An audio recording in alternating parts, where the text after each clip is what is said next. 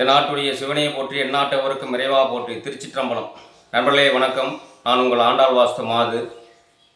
வீட்டின் வடக்கு திசையை சுத்தமாக வைத்திருக்க வேண்டும்.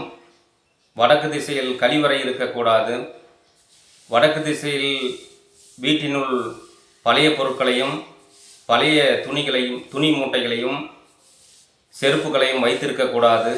அப்படி வைத்திருந்தால் வீட்டில் உள்ளவர்களுக்கு உடல் பாதிப்புகள் ஏற்பட்டுவிடும். பண முடக்கம் அதிகமாகும். வாழ பிறந்தவனுக்கு வடக்கு என்று ஆண்டோர்கள் சொன்னார்கள். குற்றமுற்ற இந்த பூமியில் அறம், பொருள், இன்பம் ஆகிய மூன்றினுள் நடுவில் இருக்கும் பொருளை பிடித்துவிட்டால் அறமும் இன்பமும் சேர்ந்துவிடும். பொருள் சேர்ந்துவிட்டால் நிம்மதி கிடைத்துவிடும்.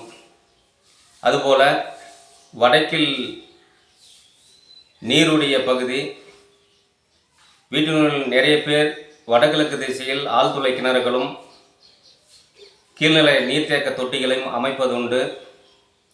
அது சரியாக அமைக்க வேண்டுமென்றால் வடக்கு திசையில் அமைக்க வேண்டும். அப்படி அமைத்துவிட்டால் உங்களுடைய வாழ்க்கையில் பணம் வருவதை பார்த்து விடலாம். உயர் பதவிகளும் செல்வங்களும் சொத்துக்கள் சேருவதையும் நீங்கள் பார்க்கலாம். வடக்கு திசை குபேரனுடைய திசை. குபேரனுடைய வழிபாடு செய்வதும் வியாழக்கிழமை நாட்களில் குபேரனை வழிபாடு செய்வது, அதிலும் பூச நட்சத்திரத்தன்று குபேரனை வழிபாடு செய்வது மிகவும் நன்மை தரும். அப்படி செய்யக்கூடிய நாள், ஒரு முக்கியமான நாள் என்றால் வரும் அக்டோபர் மாதம் 24ஆம் தேதி வியாழக்கிழமை 12:10க்கு மேல் பூச நட்சத்திரம் ஆரம்பமாகிறது. அந்த நேரத்தில் குபேரனை வழிபாடு செய்தால் அளவற்ற செல்வங்களையும் உயர் பதவிகளையும் சொத்துக்களையும் சேர்க்கலாம். அதை நீங்கள் பார்த்து கொண்டிருக்கலாம்.